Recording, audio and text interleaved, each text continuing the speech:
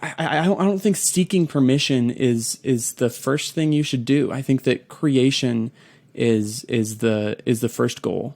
My name is Jeremy Gage, and welcome to the Draw Your Dice podcast. This is an educational show involving all things tabletop role-playing industry. Listen alongside me as we hear from creators, entrepreneurs, and supporters about their personal best practices, principles, and philosophies.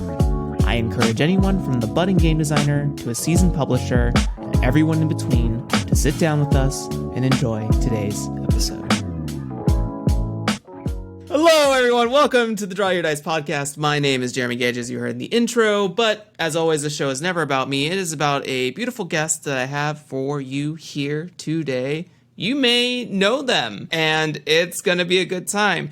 The face, the voice, the personality behind Collabs Without Permissions, editor with Moonrat Conspiracy, has a little secret game in the works. I'd like to welcome to the show, Vi Huntsman. Here I am. Hello. Hello. Hello, Vi. Hello, Jeremy, and and all of your wonderful viewers. Hello. Hello. It is so nice to be here today. I loved the audience cheering. Yes, for all 200 people that are fitting in my office right now. Oh, they're all waving. Hello. Hello. Vi, as we always begin the show, would you just give a brief introduction of who you are, just in case people don't know you and are under a rock or something like that? And also any plugs or anything like that where they can get in touch with you, any way to like get to your services and things like that. Hello. I am Vi Huntsman. I am editor, YouTuber, video essayist extraordinaire. If you want to see a little sci-fi short film review I made of Mothership, you should just Google Mothership review on YouTube and look up my channel Collabs Without Permission. If you want to listen to me tweet infrequently and boost other creators, you should look me up on Twitter at I'm a Waffle Bunny. And you can DM me there, or you can find me on Discord in the Exalted Funeral server, or just like wherever. I'm on the Brain Trust Discord, although I mostly lurk. Just like DM me. Just like say hi and be like, Vi, I heard you're an editor. I can edit your game. That's me. Hell yeah. Hell yeah. Additionally, Vi, as the second piece of this icebreaker for the listeners, would you also walk us through how you got into the tabletop space, how you started playing games, or how you were exposed to them, and then what sort of made you decide that I want to support these authors through my abilities, or did you try in game design? Like, walk us through that. So, a young babe of I don't remember how old I was. I was thinking to myself one day, there's this. Wait, we might edit this out. No, you're okay. So there's this interesting anecdote in Mormonism that says that if you reach the highest tier of the celestial kingdom and get a high score, you can make your own worlds. And I was like, oh, that sounds really cool, but I want to do that now. And so I was like, there's got to be something for this, right? And I found I'd like to be a goody two shoes and just have a nice clean hands and say that I just like found 5th edition, but what I really found was the Trove, and I pirated a lot of tabletop games. A small moment of silence for the Trove. Okay, is any of that usable? Should I go back and not mention? No, that's great. No, it showcases who you are. You wanted to say it, so let's go. Not practicing at the moment. Or in the future, but you know what? That's how it started. That's the truest. This is the truest account. I don't think I've ever mentioned that before, but that is really where it started. Where I was like, I don't know if I'm really bought into this whole thing, but the idea sounds cool. And I was like, one of the first games I played was 5th edition, D&D 5th edition. I played a little bit of Fiasco, or I ran everything, because I was the one that was like, hey, do you want to come play pretend at my house? And everyone was like, I guess. But yeah, it was D&D 5e, it was Fiasco. I tried my hardest to make it what I wanted it to be, but eventually I found people in other corners of other scenes doing much cooler things that I was much more interested in.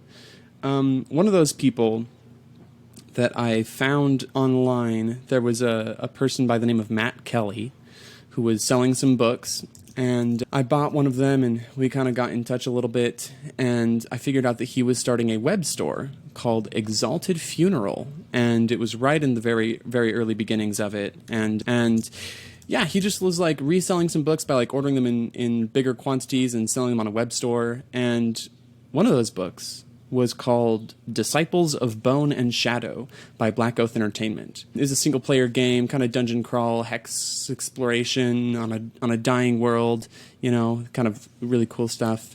And I was reading it, and I played around with it. I played it completely wrong. There were like, I haven't told Alex this yet, but I got on his Discord server once, and I was like, hey, I bought a horse. And everyone was like, whoa, you survived a long time to buy a horse. What really happened is there's this trait. Okay, sorry, side tangent. There's this trait that you can get in the game that says, like, it gives you, like, +1 damage for each hit that you land on, like, a certain type of creature or whatever. And I bought it, like, 5 times. You're only supposed to be able to buy it once. But so I was just like wrecking shop, and it was great. Not the intended experience, but you know what? We'll call it my first experience hacking a game. Well, that's what we'll call it. And but anyway, I found this is another deep truth in me. But I'm a little annoying, little nasty little freak. And I noticed like a couple spelling errors here and there, or like a couple grammatical errors, and I was like, you know what? I've done this several times in my life. There was one time where I was doing a packet for extra credit in high school, and it was an English packet, and I took a red pen to the whole thing and like got where they got like page numbers wrong and like grammar wrong and punctuation wrong, and I made like a table of like errors on the inside front cover and sent it back. They never emailed me back, unfortunately. They didn't want to hire me as their editor. But you know what? How old were you when you did that? That was my senior year of high school, so wow. However, yeah. Yeah, I'm just annoying. Luckily, though, when I emailed Alex, I was like, "Hey, I found some spelling errors. Would it be okay if I like sent them over?" And he was like, "Yeah, sure. Like that's cool." And I'm like, "Okay, here are a bunch from the entire book." And I took notes and here's the page numbers and how I would rewrite a couple sentences, but mostly just some errors. And he was like, "The whole book?" And I was like, "Yeah." And he's like, "This is valuable work. You should be getting paid for this." And I was like, "Really?" And so it was great. He was like, "Yeah, we're doing a reprint. We sold out like the hardcover run. Like it was cool. It's like the first book that Exalted Funeral independently produced, as opposed to just like reselling stuff or facilitating creators getting their books to." And so he's like, "Yeah, we're doing like a softcover reprint. Do you want to edit it?" And I was like, "Yes." And so I did. And that was my first editing job. That's how I got into it, by being just a perfectionist. Yes, I love it. That's what a. I think it's so amazing that like, and this is the reason why I think this is very cool is because I watch a lot of like entrepreneurial YouTube channels and stuff like that, and a lot of them talk about how you have to kind of do the free stuff in the beginning to really set yourself up as a expert in your field, or to have case study for people to hire you for those sorts of creative works. Yeah. And so I find it so fascinating that it was already like an intrinsic, I will use the word passion. I don't know if that is the word you would use for this, but sort of an intrinsic passion for making sure that the language is as clear as possible for the person that it is being translated to. In a couple of previous episodes that haven't come out yet on Draw Your Dice, I had a conversation with Amber Seeger, aka at Rocket Orca on Twitter, who does a lot of like UX design stuff. And we talked about a conceptualization that people are computers, we are the hardware, and we all have different hardwares, and then games are software. And if a game isn't written well, code-wise, right, it's not going to transfer well into our computer. It's going to have glitches and bugs, memory loss, things like that. So I think that I'm on the side of the spectrum. It's like the language, the verbiage, the vocabulary that you use and the way you translate it to an individual matters. It can matter a lot because you want to make it as simple as possible, not only for the expert consumer of tabletops, the person that has like 100 books on a single shelf, and the person who has 0 books but wants to start playing with their friends, maybe is being the considerate individual to run a game. Run games for your GMs, please. We want to play. We do, please. Please. We don't always want to resort to solo or co-op games. We want a GM. At least that. But I think that's amazing. I think that's amazing that you took on that initiative to do that for your friend Matt, and just a really, really cool experience. Additionally, I also want to add, how did you start doing the YouTube channel? Like, why did you start doing Collabs Without Permissions? It's honestly embarrassing the number of times that I've rewatched my own videos, because the YouTube channel is not for you out there. It's not. It's for me. It's like your own personal journal that you just have on the internet. It's right. No. In reality, what happened was I think that it is a super common gateway into like consuming more YouTube content to say that, you know, I think I'll be the millionth person to say that I was really inspired by every frame a painting on YouTube, talking about film stuff, and the many imitators and rather people who are the imitators and the iterators and all the people that made lots of video essay content. And I really loved a lot of that. Like, I spent a lot of time watching a lot of those videos. I can't deny it. And I kind of got really passionate about RPGs, and my roommate Anna, who now runs a very cool podcast, a narrative podcast called Find Us Alive. You should go watch that. Was starting to do YouTube as well, and I was like, "Hey, could I make a video or two with your camera, Anna?" And she was like, "Yes, do it. Be a dirty YouTuber with me." Filthy YouTube. It's true. And so I was like, okay, what's going on here? There's Questing Beast, who was a huge contributor to me getting into like becoming aware of mostly kind of OSR trad kind of products. And I didn't know a lot of other names. And there was a light bulb that went on in my brain where I was like, there are not video essayists about tabletop games.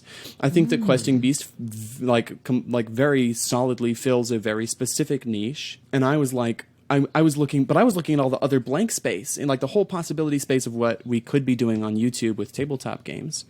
And so I was like, you know, I'm gonna make a Questing Beast video just for fun, and so I did. And then I was like, and now I'm going to try something else. So my first video was kind of a top-down flip through. It was kind of, I was very deliberately imitating the way that he spoke and the way that he moved his hands and the way that he presents his videos. And it was really funny. And I did that because I wanted his attention. That's obvious. And also because I decided to name my channel Collabs Without Permission, because one of the many reasons it's called that is because I was totally making just like a pastiche of his style. And that was really appealing to me. I was like, you know, I really want to do that. And so with my second video, I made a pastiche of like Dale Kingsmill and this one thing called Explanation Point. I did like 2 Brian David Gilbert segments from like Polygons Unraveled. I did just some stuff on a snowy mountain because I wanted to. And I was just like, and it was so fun. It was so fun.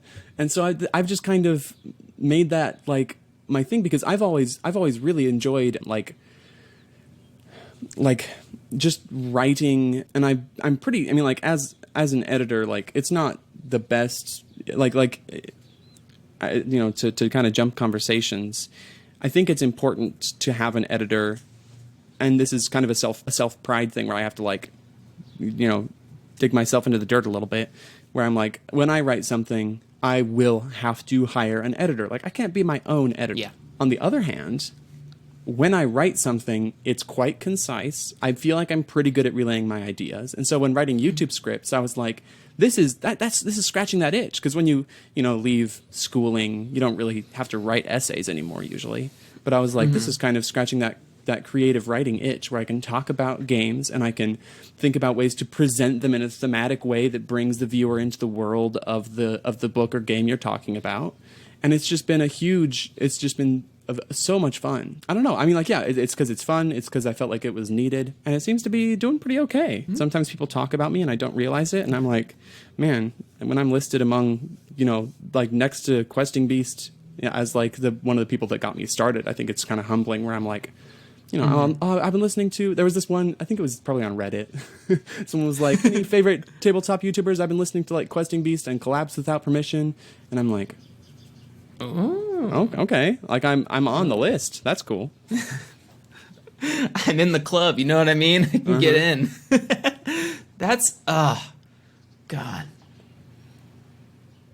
I just love it, especially from a fellow content creator's sort of space. I feel the same way as you when someone's like, yeah, I've been listening to Plus One XP and Draw Your Dice and all these other shows that are out there on the podcast space, and it truly, like, to get a recommendation from a person who I've never made Twitter contact with is, I don't know, almost a little tearing sometimes when it happens, like, enough times, like, oh shoot, cool, great. And it's just beautiful. And you do great work. You're really thorough in, especially for the videos I watched. Especially, I don't know if you remember this, but I'm Roll to Forge on YouTube, at least on my like goof account, and I was on your Look Through Invisible Sun when you're drinking wine.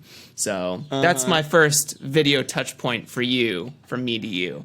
That was a fun one. That was yep. Anyway, sorry. I want to talk. No, it was good.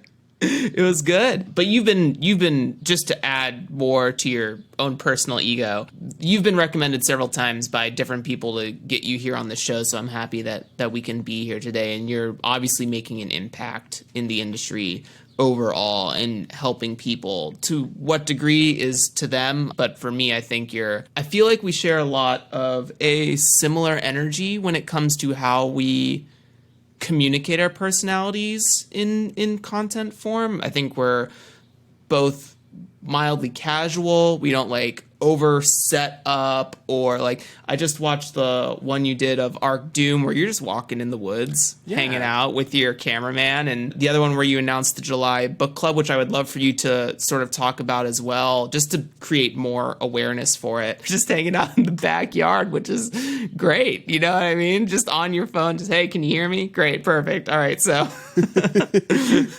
it's good. I love your energy. I think that it's partially, I did like a 1,000 subscriber live stream to celebrate the other day, because I hit that milestone, which was very exciting. I try not to hugely anticipate numerical milestones, but that was a fun one to celebrate after it came, And in that live stream, I think someone hit it on the head where they were like, I think that my stuff is not the most polished, but it's earnest. And I think that's a space that I am so happy to occupy for the entirety of my time here, right? I don't want to look like a professional production facility. I don't, I don't need a lot of that.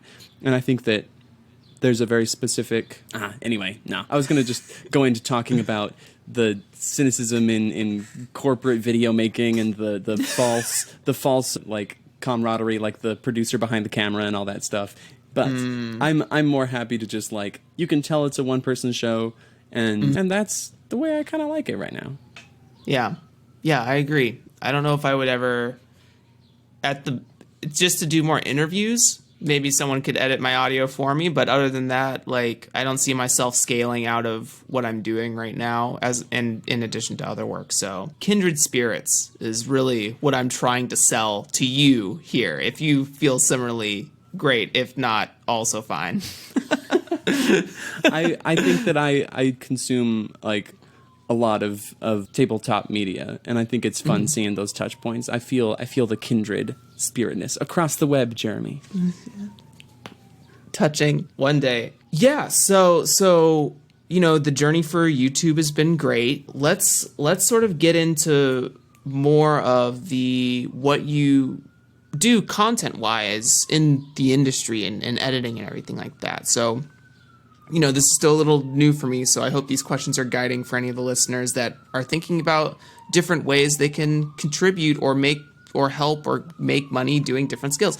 So recently for me, I did just as an example of showcasing this sort of stuff, I recently talked about how I don't feel like I'm a systems designer in a lot of ways. I think a lot of people, when they first start making games, they feel like they have to systems hack or something like that, or make their own dice pool, whatever, or use cards. And that's just not how my brain works. I usually start with good ideas, but I'm really bad at iteration. Like, I'm absolutely terrible at it. And I get kind of like sullen about like, man, this does not feel like a good idea. And then I kick it to the curb. I've been trying to like systems design for like the last 6 months. But recently I started taking on some projects where I was doing content design. This is stealing from like video game industry terminology, but basically I make my setting stuff, NPCs, a GM toolkit things, like just stuff that just feeds off of the system. And I'm writing lore bits and stuff for different games. And so that's been really eye-opening to me. And I've had people respond to that like, oh, I guess I'm sort of like a systems designer because I hate writing content. I despise it. And that's been really eye-opening. So the reason why I start in that way is that Vi, first of all, being an editor, what kind of can you show us like what a day in the life of an editor sort of goes with when you're in the work, and then we can sort of after that talk about like what can game authors or designers do to give a best practices of how to approach you for work, right? Yeah. The day in the life? Yeah, day in the life. I wake up at 2 p.m. and I get that classic entrepreneur. I wake up at 4:30 every morning and I do meditative yoga while coffee is siphoned into me via needle. No antithesis. I think that the workflow for me as an editor is that and this is something that the people who you're talking about, who are systems writers or content writers, are going to be acutely aware of, which is that if we want to take a second to dip into like the realities of writing for tabletop, is that when you are a writer for tabletop stuff, unless you are like one person in a company or like you are a freelance hired writer for a company, you are not going to be just the writer. You're going to be the writer, the project manager, the person managing the editors and the proofreaders, the person doing like commissioning art, and the person running the Kickstarter and managing budgets and bank stuff. It's a huge load of work. You're not just a writer. Let's bill ourselves correctly for all of the important work that we do for ourselves and for others. And so by necessity then the writer approaches me, or I approach them with like, I noticed you are making a thing and I would like to help do the refining process. Or they say, hey Vi, I heard about this moon rat thing, and I'm like, just laugh ominously from the shadow. It doesn't communicate well over email, but I type it out in asterisks and all that. So professional. And so it's usually in Google Docs. If it's a very long manuscript, split it up by chapter. But I get the manuscript and I figure out what it needs. Most of the time the author has something in mind, but there are a couple different things that we can do for a manuscript. If it's in like a quite finished state, maybe if another copy editor has gone over it already, we can just jump straight to proofreading, which is the lightest touch. And I'm going to be stealing directly from Will Yobst here. Will, I see you. On Twitter, something they said was just like, it really like just very clarified my own job for me, which was that proofreading is for checking individual words, right? So there might be just like things you've misspelled, or you put an apostrophe in the wrong place, or you use the wrong word in an idiom. I check for that sort of thing. That's proofreading. If it's the first time an editor has gotten their teeth into a document, then usually what you need is copy editing. So the way Will described it was that's like looking at individual sentences, and that's like how they flow into each other, if it's too long or too short. I think that something that's important to me is although it can seem impressive sometimes, there have been jobs that I have... Oh, don't repeat this. Don't put this on your podcast, Jeremy. No, you can put... Am I really?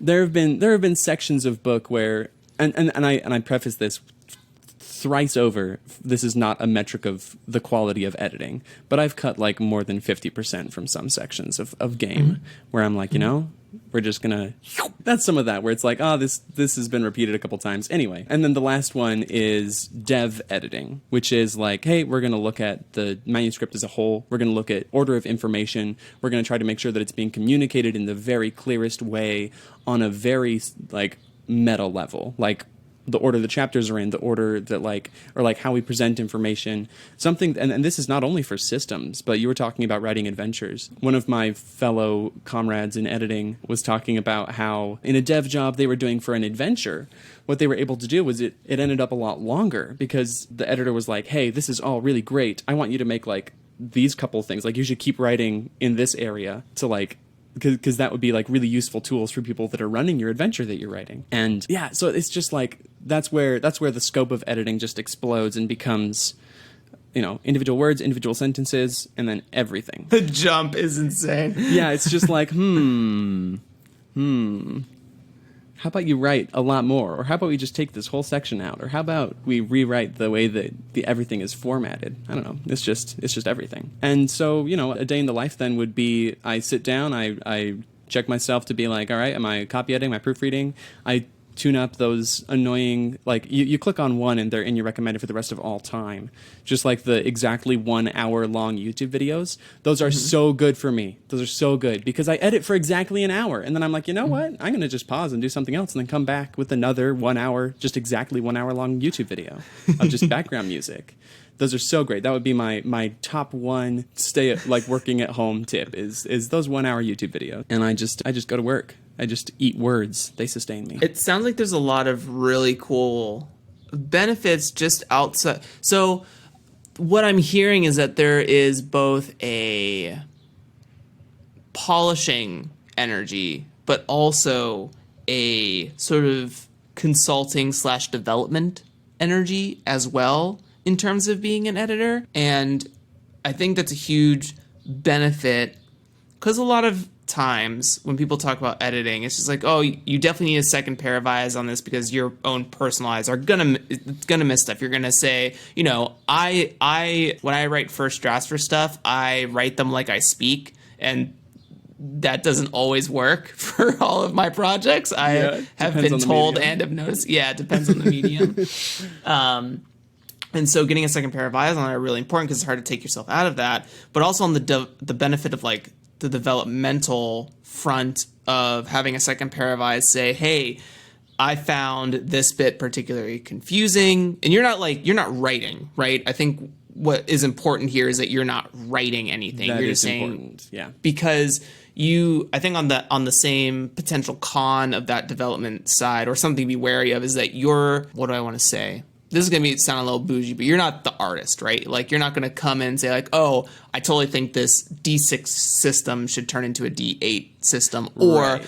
I think that instead of a necromancer at the end of this adventure, I think it'd be better if it was a dragon. Like, that's not what you're coming in here to do. You're just here to point out, like, hey, this was difficult for me to digest. Is there any ideas that you have that could deflate the growth here or deflate the excess that I don't feel it needs or that it's too much or too little, right? I don't have enough explanation of like the genre that you're sitting in to deliver the idea of the necromancer. Like, we face 0 zombies in this. How am I supposed to know that this is what I'm preparing for? Right. Maybe that's just an idea, but There's two aspects to that. One of which ties into how the writer of the adventure does far more than writing, which is that, you know, it's hard to it's better as an editor to have a little bit of flexibility in what role you can play. So by having a couple tools in my tool belt, I am able to kind of be flexible to the needs of, you know, what might be like a 2-person project. You know, sometimes it's literally just, you know, the author and I, and also maybe an illustrator. A lot of people illustrate their own stuff. And so if they're able to fill a whole ton of roles and I'm able to do like 1 to 3, you know, then that's makes it easier to manage the project. That's something I ran into with my YouTube channel too, which is that recently one of my good friends was like, hey, can I write a video for you to perform, because I'm kind of camera shy, but I have like some fun ideas, and we've been just like hashing it out over a couple weeks, because it's like, it's not, wow. I'm not at the scale where I can hire a writer for my YouTube channel, it's just kind of the space that we inhabit. And the other half is that, it is very much, you hit it right on the head, which is that it's very much not my role to write. Like, if I think that a sentence would be better if every single word in it was different, then, or rather like the ideas in it were different, that's not the job that I'm here to do. Part of my style, like part of the brief that I send to writers, is that part of my editing style is, like, if I can tell you searched really hard for just the right word, then I work really hard to keep that word in there, because I can tell that that's part of what you're trying to communicate. And so it's, I'm not going to come in and rewrite your thing, but it's very much, and that's part of what makes editing a little bit invisible, is that I'm here to just like trim off the very top of what you're doing and make it look as pretty as it can be. Mm-hmm. Yeah. It's interesting that you mentioned that someone is trying to approach you for, like, to execute their idea for them, because just yesterday, per the recording of this, I was talking about how I want to do some sort of tabletop RPG design agency, essentially, and be like, hey, pitch us a game idea you have. And, on crew, I have a systems designer, a content designer, I have an editor. If we want to do an actual play of it, I have a video editor I can call, and a sound editor, something like that. And so I was also thinking about, like, there are just people who don't want to, like, put in the time, but they want to see this thing come to fruition. What if there was just like a mercenaries designer guild that's like, hey, I have a really cool idea for a trad game. Cool. What do you want in it? Because we'll figure it out. And, I think it's like the scientist. And I don't know, if you're out there and you think that's a cool idea, and, let's fucking make that happen. But let's start a co-op. Come on, let's do it. Yes, co-op, tabletop co-op. But to follow that, so Vi, what can a designer, author, writer, when they approach you, what can they do? What can they tell you? What do you ask for that sets you up for success for the process? Like, is there like this is going to be specific to you. This may not be specific to every editor out there, but, like, what does turnaround look like in some cases? Are you able to break that down for us? I think that part of it is, and part of this is on me as kind of the person that is viewing the product, or rather what you're handing me. But it's knowing what your project needs, because that is, really drastically going to affect the turnaround. Because to kind of quantify it in a real way instead of a kind of analytics way, I think it takes more like focus and energy and thinking time for me to do those like really big edits, like not only does it take longer to like read so I can get a good idea of the whole section that I'm intending to be looking at, but it's like, it's a lot like keeping an eye out for spelling errors and just word choice is a lot easier. I can just kind of like do it as I read, because that's what comes naturally. But then getting really in the weeds and getting like, we were talking about gardening before we started recording, like really getting in there and getting your hands dirty. And I think that, getting an accurate assessment of how long it'll take or what your project needs is on both ends kind of being able to communicate that. And it also, like, those communication things are really important for how you look at your own work, because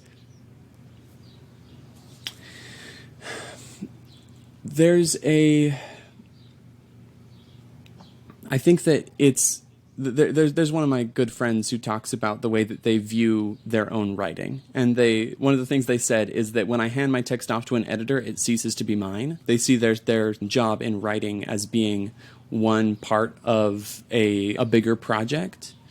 And I think that looking at your own writing through that lens can be a little bit tough. And I think that it can be really helpful to being able to process what the editor is doing, because their job in the process is to, delete some of those words that you spent a long time writing, looking through a thesaurus or a dictionary, or, just slaving over an empty Google Doc, just like, ugh.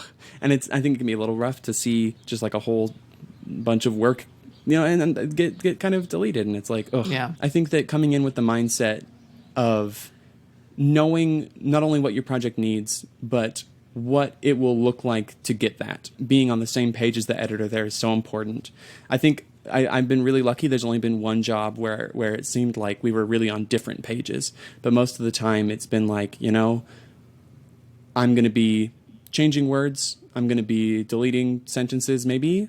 I'm going to be, doing all this stuff. I'm going to be making it all look consistent. And I don't know, just being prepared for that, is one of the best things you can do.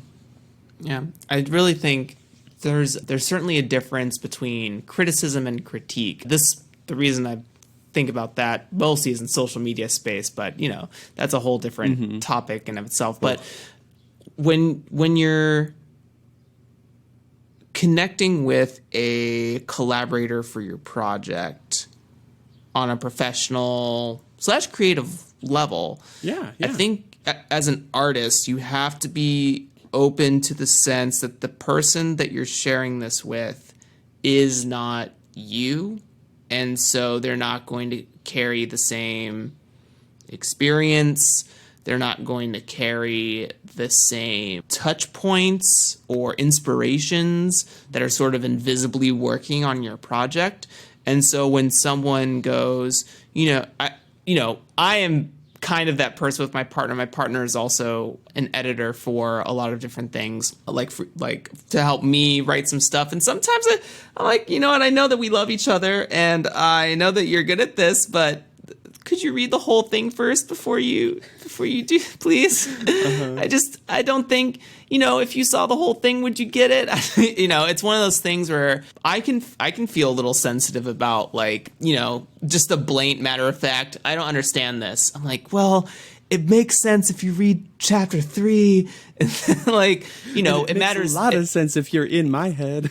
Yeah. And the thing is, I relate to that a lot. Yeah.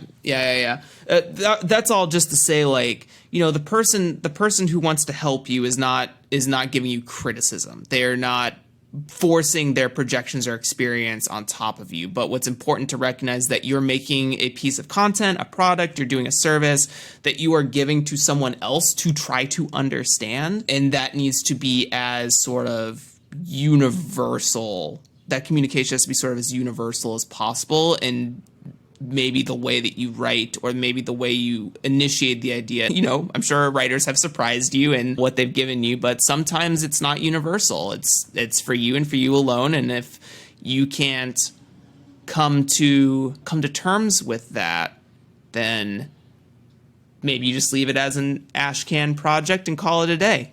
Just put it out there as it is, and let's see what happens. Yeah, I think that's part of knowing, like part of what we're talking about, the expansive writer's job, where it's like, hey, it's knowing who your audience is. So if you're like, hey, this might be kind of an obscure reference, but I mean, it's worth it to keep it in because of what it adds for me and the people who'll get it. But I think that I had a good one. Oh, I think that part of the editor's job is being an audience stand-in. I think that's a good way to say that concisely, is that, Absolutely. It's my job very often to, I love my first read through of a book, even one that I'm editing, that's still reading, where I'm able to say, I'm able to see it from start to finish and say, hey, this keyword hasn't been introduced yet, or this doesn't make sense. And even if the author does have that inclination, which I share, which is it makes sense, in the complete whole, I have to be okay, yeah, I empathize with that, but we need to make it make sense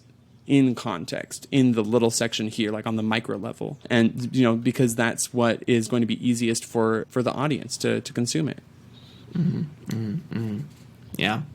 Yeah, communication language is we work in words. We don't work in, some of the words are illustrations. You can send concepts or ideas in that way. But at the end of the day, to get the software into the computer, you need the coding, the language, the dot image that you have on there isn't the whole kit and caboodle. Though, I wonder if you could make a game that was just imagery. Anyways, I bet you could. I would bet like you to could. see that.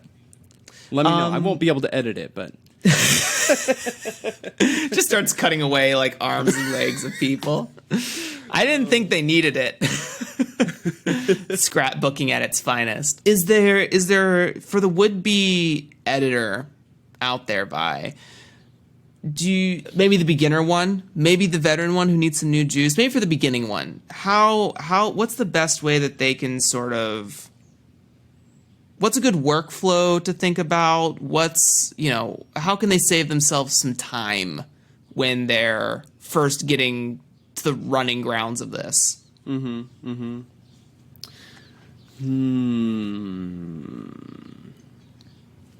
I learn about goddamn Affinity Publisher, and they're like, it would make things a lot faster is if you just learned the duplicate key instead of right-clicking and duplicating over and over again. Right. I think don't have intern brain. It might be, I think one of the things that I did early on was I think I made myself look more impressive by doing things that were not which I don't think is actually a very helpful thing to do. I think that it's important to, because we're talking about that being on the same page thing, with between the writer and the editor. I think that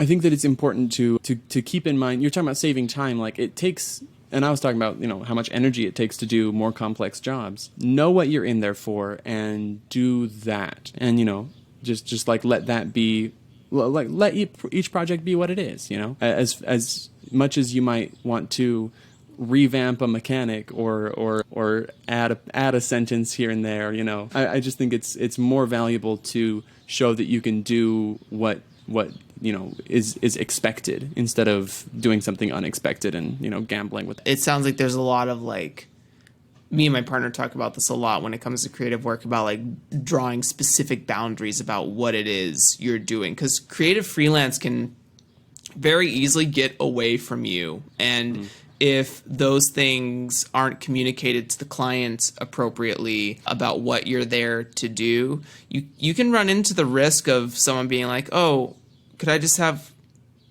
one more pass through?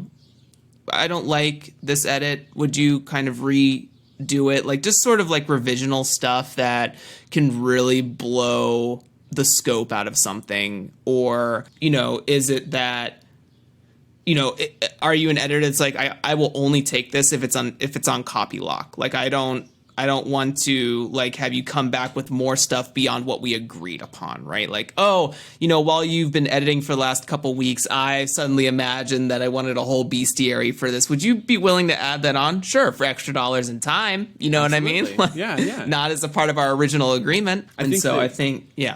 Oh, I'm just saying that something also to be prepared for the beginning editor is one of the things you'll have to juggle is being aware of how many words you're editing. So that's why I like Google Docs. It just has a built-in word count function and a copy history for the whole document.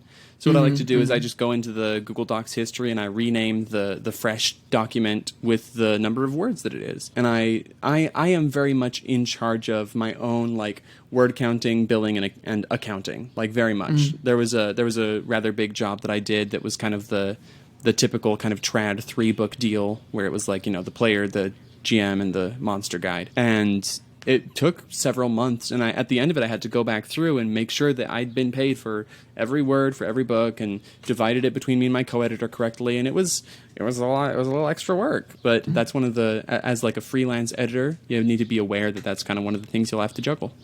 Well, that's great. That's really good. Well, I think that's gonna let us transition a little bit into spicing it up. Trends. What?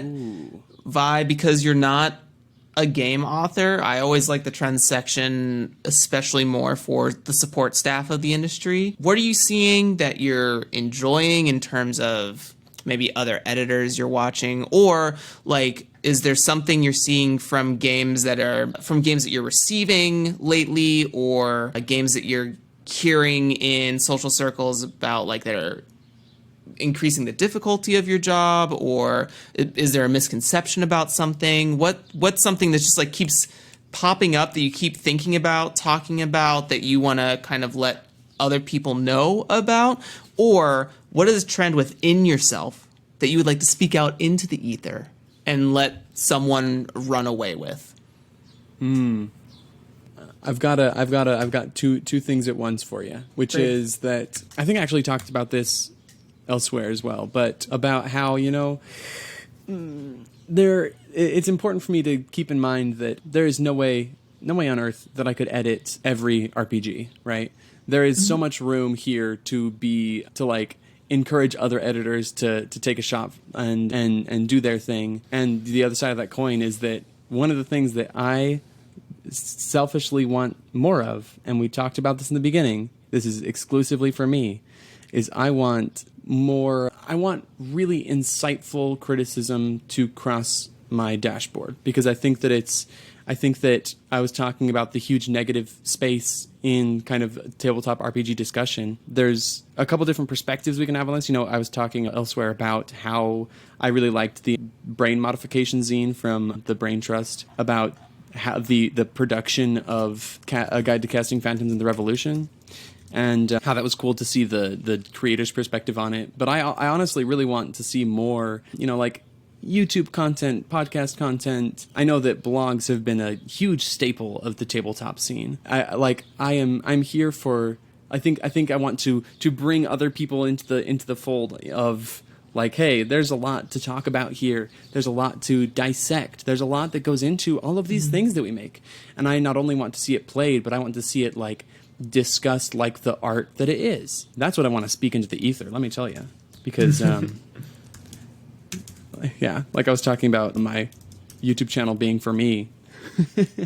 I want more video content. Feed me. Give it to me. Digitize me, Captain. Yeah, and that's part of the book club thing. That's always the twist ending, is that, hey, you're like, it's not about only, like, sorry. It's like, that's part of the book club thing, is that it's not only about reading a book that you want to read, because, consuming media like that's important and cool, that it doesn't just languish on our shelves. But also, like, at the end of it, I'm like, hey, if there is a Twitter thread that you would write, or a blog post that you would write, or a voiceover with your phone that you would put a JPEG on and upload to YouTube talking about the book you read, I think that I want to see is more discussion from more people reading more books. That was the first thing. You said you had a second thing? Or were those both the same thing? The first one was creators talking about their own work. I think it's cool to see, like, design process. I think it's cool, whether it's in the book or elsewhere, supplemental. I think there was another one from recent memory was Chris Bissett talking about their game, a dragon game. Like, they released this whole, like, separate PDF alongside it that was like, hey, this is me talking about the fonts and the layout and how I did everything and why I chose the things I did. And it was so cool. Like, please look that up if you haven't. It was like seeing the design process, as much as I am of the school of thought that is of, I think I value more an audience's perspective than a author, like, consistently, repetitively narrativizing their own work. Because I feel like there's only so much depth there, and I think it can be more about controlling the perception of your own game than anything else. Now, and I'm not too keen on that. I'm like, let's make new things if you want to say something new. But yeah, like, hearing from creators and hearing from audience members. Yeah, I definitely think there is, you search the words D&D 5e on YouTube, you're gonna get I'm pulling at my 10 face right videos now, about audience. spell casting. Yeah. I know that no dunking energy here, but I know the Alexandrian came to YouTube recently who did a blog beforehand for a very long time and is still doing the blog, but 10 videos are dedicated to what's your top first level spell? What's your top second level spell? And I'm like, damn it, dude. Come on. Spells for a Pact Oathbreaker Paladin level 6 multi-class with Bard. Pick these or else you'll suck at combat. You'll go Nova. No, I think there really is, what you do, what Tony does for +1 XP, and what Taylor Lebrecht does for Game Closet, I think are very powerful showcases that are not actual plays. I get into this conversation a lot with people in my Discord, but we're on the end of the spectrum. It's like actual plays are not like the best way to showcase a game, because it's a very unique experience in that you're not exactly executing the game. You're putting a sort of, it's an engine, right? But you're a totally different car. And so that's going to sort of coat the experience of the engine. You have all these wheels and thing of, how's a car work, Vi? Oh, do you know? No, I am not here for how cars work. Yeah, cool. Imagine that I explained to you for another 20 minutes about That's how really a car insightful, in games is Jeremy. similar. That's really, I see that. I see the metaphor here. I am off the train of RPGs being food. Now they're cars. They are food. Holy shit. Hold on. I do know food. They're totally food. Anyways, I do think there is, especially for the indie scene, and I mean like the sub indie scene. Sub is such a weird prefix to add. Dom, sub, Switch, but I'm part of the Switch indie scene, really. Oh God, I'm so glad you're here. This is great. I hope we're having tons of fun here. Oh, it's so much fun. But as far as I see it, this is my personal perspective. There are like three layers of marketing sphere when it comes to games. You have like the super mainstream, which is like Pathfinder, Numenera sits there, D&D obviously. Then there's like this next layer that's stuff like PBTA, Blades in the Dark. Iron Sworn is also getting up there as well. Mothership is kind of reaching that space as well. And then there's everything that's sort of like below that, which is a little bit more obscure. You kind of have to know somebody to know that game's out there. Like Adira Slattery's Chair, Aditya's Space Goblins, the Lumen and Lux games that Spencer Campbell are working on. But you kind of have to be in that circle to know about it. And so that last layer is so unexplored in terms of like reviewership, right? Like the audience reviewer. And it's, I think there's something really special about this sort of a pat on the back for both of us and anyone else who sort of does this, is that it's free advertisement and it's sort of like a charitable thing to do for, I'm not trying to paint this as a picture of like, we are altruistic individuals. Like we are making content for ourselves as reviewers too. I don't want to like give us a weird space of like, we're abusing the free review, but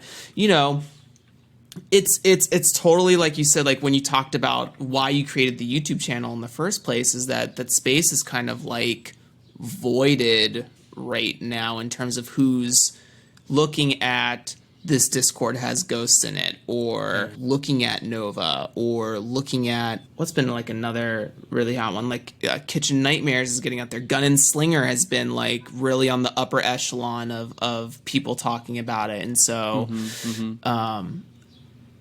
yeah, I would love to see more creators. I think about doing it more and more. Like that's part of the reason I have this show, is so that I can get the designer on here to talk about their game. I was going to shout you out with Game Flight, because you took a look at 3 of Riverhouse Games' games back in June. Yes. And it's like, hey, there's like we're talking about them.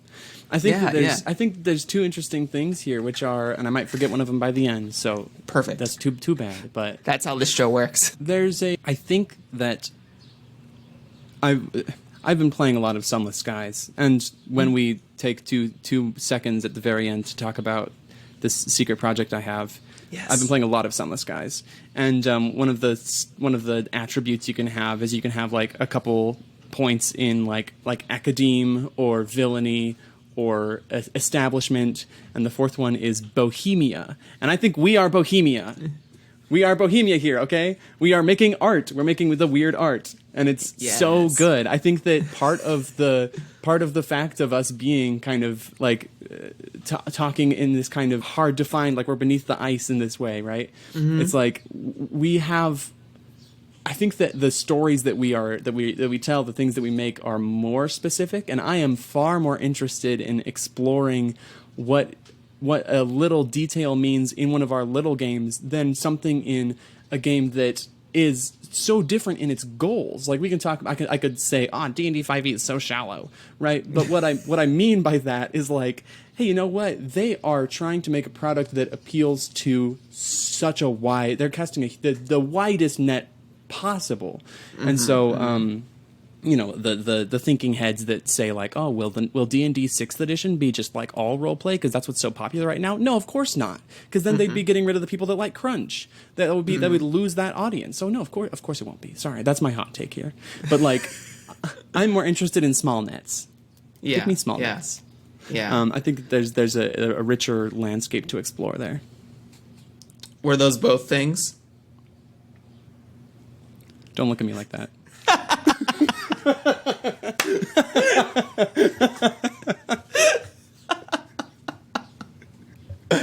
Oh shit. Well, the one thing that you intended to get out there. Yeah, I think what did I hear it the other day? D&D is not a game anymore, it's a brand. And so I have a whole YouTube video about that I'm writing with author Fiona Geist. Yes. But I think you're right, yeah. Yeah, it's totally gone beyond its product. It is now like an entity in of itself with D&D Beyond, Critical Role, Dimension 20, Adventure Zone. You know, it's just, it has so much public energy behind it, and so it kind of, you know, sniffs its own butt sometimes in terms of like, you know what? I am great. You know what? I am the world's only role play game. Yeah. Isn't that what they say? That's I think it's one word, you know, but it's close enough. Yeah, close enough. It has the same spirit. You know, I'm trying to dunk on D&D less and less because that's not what this show is about. But, you know, it is, when we talk about what we do, not just us as support staff, but also as designers out there, the big elephant in the room is that it's two things. On the con side, it takes up a lot of our bandwidth. It takes up a lot of like the marketing bandwidth, and that's sort of tough to come to terms with. But on the pro side, because it has such a magnetism and because it has so much of a self-propelled energy, that it gets people to start doing the hobby. And, you know, it's the same thing when it comes to like entrepreneurism. You need, or entrepreneurship, excuse me, wrong word. You need just those 100 true fans who will come to you and spend like $100 a month, and you've made it. Like you're cool on whatever agency or firm or creative endeavor you're doing, right? But in order to get those 100 true fans, you have to have a conversation with a ton of people. Like, you're not going to get a one-to-one conversion on everybody. You need that 10,000 to get that 100, maybe. So that's what D&D does for us in a lot of ways. And I think there is a side where we have to think about, instead of dunking and being so angry at D&D for existing in the capacity that it does, I think what we really need to start moving towards, and myself included, is how do we abuse that, right? Like, how do we make that work for us? Oh, you like D&D? Then there's a good chance that you'll like, you know, if you like playing a paladin or do like that, if you like dungeons, right? Play some OSR content. I have this really cool indie OSR game. This is exactly what I wanted, right? It's goddamn, like Torchbearer or Mouse Guard or something like that, right? Yeah, you play a druid all the time, right? Let's do something that's a little bit like Animal Explorer or Nature Explorer, right? Look at Jian Shim's games when it comes to like all those keepsake adventures and the recently successful Shape of Shadows, right? Like all those journaling experiences. Or if you hate, the like scheduling aspect, I think there is the single player game section there. That's one of the things I had this in mind when I was thinking about how I would answer the, what am I seeing in the tabletop scene question, which is like single player games are booming. There's getting one of those, huge. I see comments on everything. At least one person asking like, "Can I play this single player?" And it's like, hell yeah, do it. Yeah. How do we do the single play? I think just on D&D a little bit more. Yeah. I've also seen the same thing where people are trying to figure out like, how do scheduling is an adult nightmare when it comes to people who have day jobs and are not strictly focused on being like tabletop sort of resonant creatives, right? And how do I play with one player? How do I play by myself? How do I play with just two people? That's why. Go ahead. What's the Party of One podcast with Jeff Stormer? Yes. That's like anyone who asks like, hey, what do I do if it's just me and one other player? The first thing is like, Jeff built this podcast, and now it's like the one thing where it's like, oh, go listen to Party of One, and it's like it's possible, we can do it. Here's a whole bunch of games, and so I think it's like, hey, we have the clay of creation here. Like let's build what we want to see in our community, and like that part of that is, I think there's more eyes on tabletop gaming here, absolutely, because of 5e, and I think that I don't know how fruitful it is to try to chase like that wide of a target audience, because we can see that and we're like, oh, can I match 5e? And it's like, no, but we can take advantage of the people that have spent a few years in D&D and are like, there's got to be more here, and then they click, and like, oh my goodness, there's like a whole cave system here. It's like looking at a fucking Where's Waldo. Yep. Just, there has to be more here. One of these pictures doesn't match. Oh man. No, that's absolutely true. And the other thing to consider too, and this also goes along with like Kickstarter controversy and stuff like that. Like, how do you beat Kickstarter? It's a marketing conglomerate, and what can we do to match that? Here's the thing: Kickstarter, D&D, they've got years on you, right? How do you become the next Critical Role? How do you become the next Dimension 20? You can't. One, they've already blazed that path. Yeah. Two, they have time on you, right? It's like when to say something, it says like, how do I be Vi? How can I be Vi? Vi has all but one been born Vi, and two has grown up. You're never, and Vi's going to continue to be Vi moving forward, whatever form or shape that takes, right? And so you're never going to catch up to that. As so long as Vi exists. Once Vi has deceased, as all human beings do, then you have a shot, I guess. Maybe. Then you have to be the person that's like right behind, and then Yeah. No, I think I'm excited for people to surpass me. I think that I am all about boosting other small YouTube channels. I think that there's one channel called Dice Stew that does awesome stuff. There's one channel. Oh, I just saw it the other day. Pause on time. Resources. No, you're good. Dice Stew. I also take note of resources and stuff to put in links. And then there's C.A.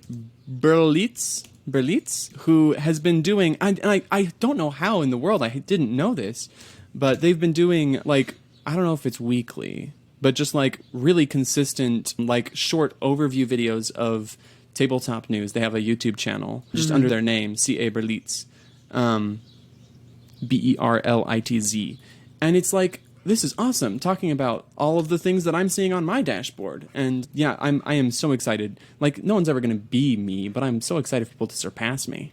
I want people to talk about stuff better than I do, like John Battle. I love their stuff. Aw, John Battle. Yeah, and so like I'll be the first person to share your YouTube channel as long as you're not beep beep beep, you know, any of those people. Yeah. Giving them no airtime. I just saw, what did I just see? I saw a tweet about someone who makes kimonos. Oh. And they put up a sort of direct message they got for the lulz, but also for a little bit of like education purposes as well. I think that, you know, they said it was for the lulz, but a model had reached out to her and be like, hey, I love your kimonos. I would love to do like a shoot for you. I'm about to be in Tokyo like in a couple of weeks. Do you want to like get together, collaborate, and hang out?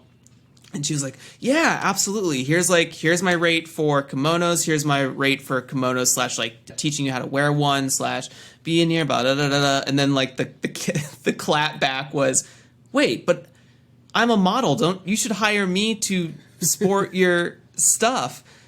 My however many Instagram followers, much like neck gyrating energy was coming from this, and like, what? Why would you start a relationship with like, no. I'm trying to passively aggressively ask you to hire me. It's like, wait. You want to collaborate with no. And even just changing the tone of voice, it's like, or adding do, it's like, do you want to collaborate? Yeah. I don't know. Huh? Do you want to pay me money? That's a whole nother podcast episode in of itself. I often think about starting a how-to podcast show, but there are already a ton of those out there, and Buzzsprout kind of has the market. But anyways, you've been doing this for a while, and like everyone else, you started, right? Everyone starts in a different space, but you started nonetheless. You had the opportunity of a friend to have a camera for you, but you know, as we're talking right now, I have bought a software that allows me to use my iPhone as a webcam. So, reason why I preface all that, being sort of like, first of all, what would you coin yourself as a YouTuber? Because when talking about what the audience perception is, I see you as like a reviewer most of the time is kind of what I see. But would you add something else into that mix? I think I do aim for kind of like media analysis. Like I try to do like some video essay stuff. I try to do that sort of thing. I think one of the biggest indicators of that is the one that you said was the first video of mine that you saw, which was the Invisible Sun video, which is part of my spell check series. So I think that I didn't really talk much about the system. I used having a conversation about how it does spellcasting to talk about bits of it. And part of it was criticism, part of it was comparison. A lot of in every episode of my spell check stuff, I try to tie it back in to the previous episodes. I say, how does this compare to where we started with 5e and Wonder of Wickedness and White Hack and Arc and Invisible Sun, and see like the commonalities and see, and then also as a way of seeing what it brings to the table that's new. And I think that that's part of my goal of bringing an environment of conversation to the table, where it's like, hey, we can compare and contrast these, not to see what is better and what is worse, but to see their goals and to like and I think that's really cool. I think that I could be doing that with more than just magic systems. I think that's part of what just calls to me. It's like, hey, I'm talking about the magic system. And so, yeah, I'd say reviewer. I'd say video essayist. I sometimes do some advertising, some shout-outs, or at least I've done one or two of those. But yeah, hey, make that money. I'm here for it.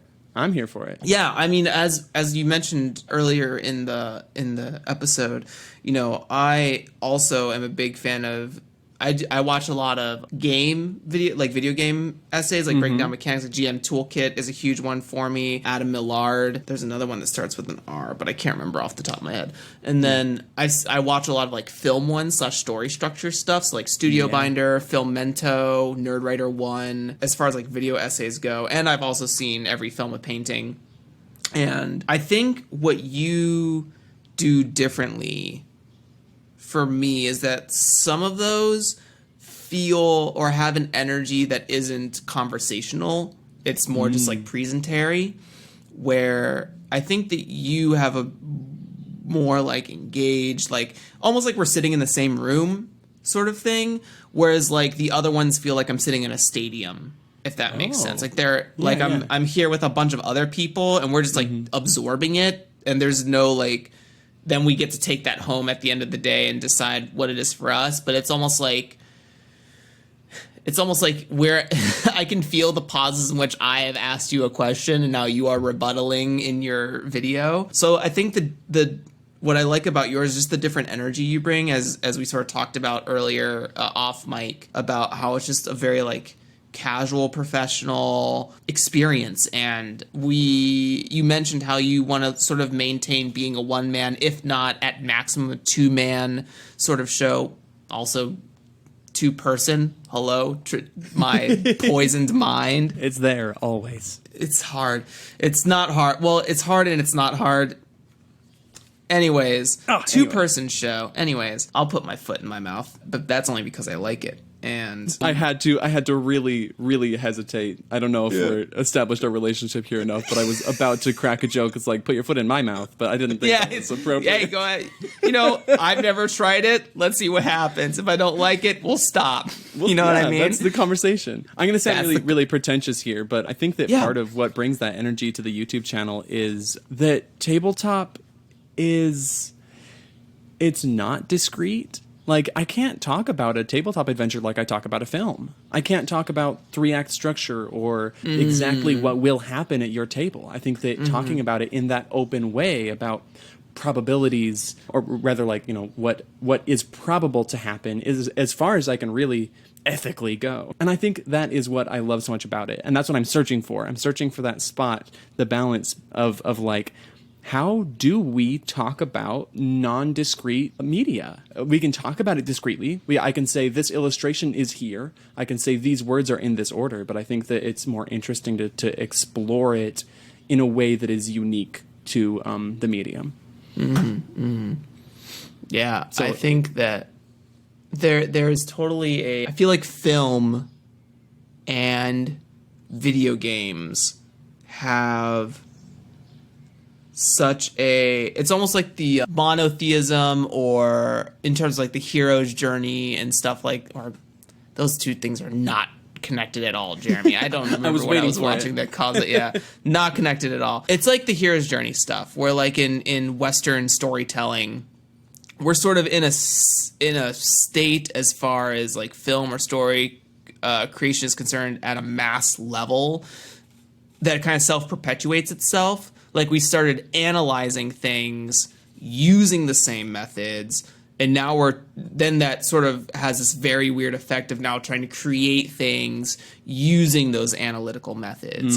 So when we to bring that to tabletop games doesn't really work, because I think that this is my personal perception, but I feel tabletops live in the same space like visual art lives in that it's something that's really hard to both qualify and quantify at the same time. That even the 2 OSR games next to each other are going to be vastly different in presentation of style, their concepts around the OSR sort of brain. And then even then you have to ask the question, like, what is OSR? It's not really something we can answer the same way, like, what is a 3-act structure?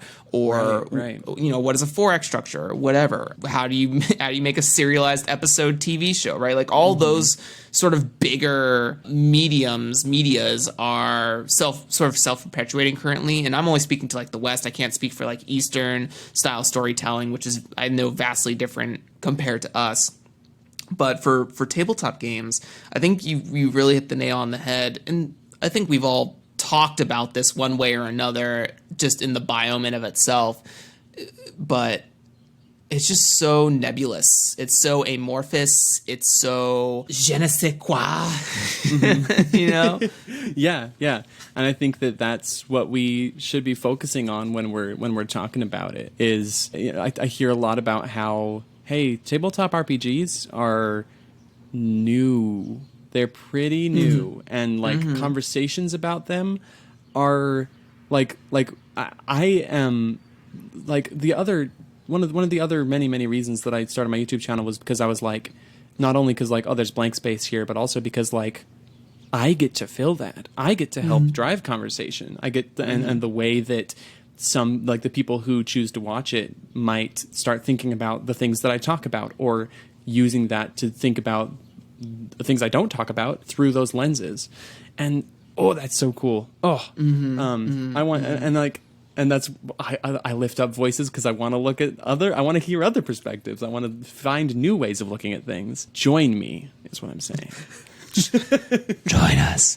Yeah, it's part of the reason I started the podcast too. When I first got into the tabletop design space, I was like, oh, I want to be a game designer. So let me see if I can find some resources. Lots of YouTube stuff is like D&D homebrew dedicated. Very, very rarely can I find like an indie game stuff. And then there's like some very small blades in the dark things like the Vigilante playbook or crew sheet and everything like that. But I couldn't really find something even in podcast form that wasn't like board game related or board game tech or people talking about their own games and how those mechanisms apply them. And, you know, as we're having this current conversation, maybe back then I was a little bit naive to think that when we talk about tabletop design and me relating it to an art form, it's really hard to capture exactly what someone is doing. I know there's a lot of like theory, game theory, play theory conversations out there as well, but again, it's like again, what's the difference between like, yeah, if you painted the same picture with oil or painted it with watercolor, it's going to be different, but then at the same time it's the same picture, but at the same time it's not the same, right? So, but part of the reason I made this channel is to basically talk with artists, essentially, I guess is what I'm saying, is like, cool, so if like you could talk about your design so that people can get an understanding of what you were trying to do, then does that help them come to decisions about their own? Because you could connect to Rembrandt, you could connect to Van Gogh, you could connect to, what is another name on this like art mug that I have, Rococo, right? Like it's those things speak to me. I want to emulate and iterate on those things. So then we go into like, oh, Adam Vass really inspires me. I want to imitate and iterate, right? Vi makes a YouTube channel, but doesn't talk about like this one thing, right? Yeah. So now how do I imitate and iterate that? Yeah. And so for me, it's like, I'm not hearing about the things I want to hear about when I want to learn about game design. So how do I imitate and iterate upon that, right? And so I think the reason that I brought this up in this episode and that you've already said is like, come join us, because one, again, it's about the different perspectives, and two, honestly, we may not be thinking about something you want to hear, and we just may not have the network. We may not have the latitude to execute on those particular ideas. You know what? If someone's not doing it, do it yourself. It's what you were saying earlier, where like you're never going to be Vi because Vi is Vi. And you know what? Who are you? I want to know who you are. Yeah. Because no one else is going to be you. Yeah. Yeah. And I'm excited I think there's also, that you're here, Jeremy. It's true. And also, like, if you think that you have a good idea, if you think that you have a good perspective on what's going on, speak up. Yeah, speak up. Make something for yourself. I think it's unfortunate this is like at the table end of the episode, but there is something to say about like that relates to creating new spaces for a more diverse culture in the tabletop scene. And my personal feeling is that we can't wait for people to open up chairs at their tables for us. So I think that if you want a sooner example of that, or if you want to be heard sooner, just make your own thing. No one can stop you. It's true. No one can stop you, actually. Yeah, literally no one can stop you. There was something really inspiring I saw. There's this honestly really inspiring thing that I saw on Twitter the other day. I believe it was Pamu at the Dovetailer on Twitter, who said that yeah, like something along the lines of like RPG Southeast Asia did not wait for permission from America or from, anyone to start making things. It was, because, and I don't think that, I don't think seeking that permission from any other group, as you're talking about bringing more diverse voices into the tabletop scene, I think that, I think that it's not something that, I don't think seeking permission is the first thing you should do. I think that creation is the first goal. And then, because I saw there was the specific wording of something that recently that was like we need to make space, and it's like for more diverse voices. And I agree with that. Like, hey, we let's bring into conversation the conversations that we're having, the things that other people are already doing, and help cultivate that. But I think that it's, I don't know what word is right here, but I think that seeking approval or permission to do stuff like that is like, I think that seems like a secondary goal. I don't know if I'm the right person to be saying that, but yeah. No, I mean, I'll be one of the right people to say it, I guess, in this particular context. Is like, here's my thing. I attribute it to the same way as like I think about the classic corporate job. Is that you come in junior level, you work your ass off to no avail because you can't be promoted unless someone leaves, because they don't want to pay more money for positions they don't want to create, right?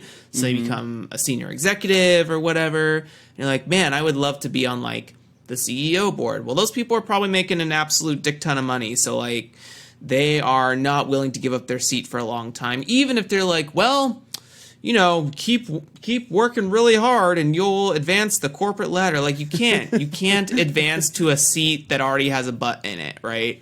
Yeah. And I think there are individuals who are trying very hard to create spaces, to open up spaces to other people. But I think that it's also a weird, this is my personal perspective on it. But like, if I were to join, like, I love Tony. Tony's cool. I have no issues with Tony. But if I was to join the +1 XP team on like a high up position, it's still Tony's show. It's not my space, right? Yeah. I'm still a part of Tony's space. No matter how many ways Tony tries to like be forward about that and slice it up, be like, hey, I really want Jeremy to be like at the forefront of this thing. It's not going to happen. The brand's already attached to him. It's going to continuously exist in that manner. So like I have to make Draw Your Dice. I have to make like Engaged Media or whatever the fuck I want to call it. Like I can't rely solely on the good faith of others to make my way in this new world or to craft new paths for people, because it will always be attached to the original entity. And if that original entity is a white ally, cool, great, like kudos, white straight ally, like I love that you're helping, but it will never feel like mine, right? Where, it's the same for like Black America, where like America doesn't really feel like ours right now because, additional conversations about redlining and blah, blah, blah, and like being excommunicated. That's a whole, that's a whole other thing. But my point is that, like we said, literally no one can stop you. And there will be people that support you and want to see you grow. And that's like the version of allyship that I think is more useful for us, is that like, this person is not attached to my channel, but here they are. Like I want to keep like shouting out this person, or like use that influence to have like, and also bring people in. But all I'm saying is that like the shorter path is to just do our own thing. Like we just have to start doing our own thing and not letting people like put us down or shove us out. And if they want to support us, use your voice to support us, not really like bring us into your brand or fold or corporation, because your butt's still in that seat. You're, you cultivated that brand, and I don't think you should give it up to someone else if that's not if you're not trying to sell your business, right? But, it's not going to be mine. So I want to make my thing. I want to own it. I want to have the creative say in what I'm doing. I love that. Yeah. And I love your thing. Let's keep it going. Thank you. Thank you. Let's go. Let's get to, I think I'm almost at 52 episodes. It's only been half a year, so I don't know what to do. I don't know what to do for the second half. My goal was just do 52. Anyways, not about me. So, Vi, I think that is going to, I think we talked about a lot of cool things. I think that's going to bring us to the top of the show. We're at the 90-minute mark for sure. Any last, once again, tell them where you can find you, talk to you, hire you. What can they get from your stuff? What have you worked on that you're really proud of? All these links and things will be down below in the show notes so you can get attached to Vi on a parasocial level. I am at Collabs Without Permission on YouTube. Go watch my stuff. It's free. It's YouTube videos. Maybe back my Patreon. I have like a 2-hour-long secret patron playlist. I should talk more about that. Ooh. $5 or more, secret playlist. There's a Twitter account at IMMA Waffle Bunny. I'm a Waffle Bunny. Come and hit like on my posts to help me waste time as I'm editing. No, don't do that. Yeah, DM me, talk to me, post stuff in my comment sections. Just and you know what? If you could do me a favor, and I'm going to take this time that's all mine to give you, listener, a shout out. Make something. Do it. Make something. I'm excited. I'll watch it. I'll click like. I'll leave comments on your stuff for a change. How do you like that? Affect the algorithm. That's basically me. If you want to see something I've done, you should check out Ice Fleet by Kawan. I don't talk about it enough, but I helped edit a tabletop adventure that's paired with like a ambient metal vinyl album. It's the coolest shit. Or just I don't know. You can hire me. I'll edit your stuff. I edited some cool stuff, but for a Brain Trust member recently. That was cool. I think they got me on the show. Maybe it did. Maybe it didn't. Who knows? Who's bribing me? That's just me. I'm just here being myself. And straight goofing. Yeah. Cool. Oh, I am writing my first game. I'm writing a game. It's a system, unfortunately. No, but it's mostly adventures. Yes. It's super secret. It's a single player game. But you know what? The ideas in it are hopefully interesting enough to be adapted to just whatever you're doing, because it's a bunch of modular stuff by nature of it being about sailing. That's what it is. It's a single player journaling game where you keep a captain's log. It's basically Sunless Sea or Sunless Skies. It's called. Should I drop the name? Should I drop the alpha name? If you put, it's called, give the project name. Yeah, it's called, or it will be called, Starless Sailors. Starless Sailors. Because I'm a hack. That's why. Also, because you'll never find your way without them. No, yeah. And that's what's cool about it. It's also a little spooky. Spoopy, eldritchy, out in the oceans. I hate it.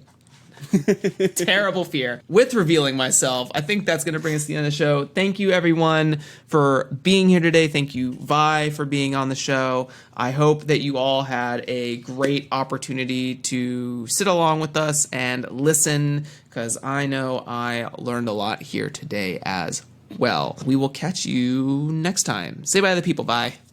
Goodbye, people. Bye to the people, Vi. Bye. Bye. Bye. Bye. Bye. Bye. Bye. Beep, beep, beep, beep, beep, beep. Bah, bah, bah, bah, bah. All right, that's a wrap. Thank you for taking the time to sit down and hang out with Vi and I. We really appreciate it. You can find links and resources down below in the show notes, such as getting in touch with Vi or other episodes with similar topics. If you want to be a part of the conversation, please consider joining the community Discord server. Also, make sure to subscribe to the Draw Your Dice Patreon, where you can get access to early releases of episodes from as soon as we interview. Thanks again for stopping by, and as always, I will catch you next time.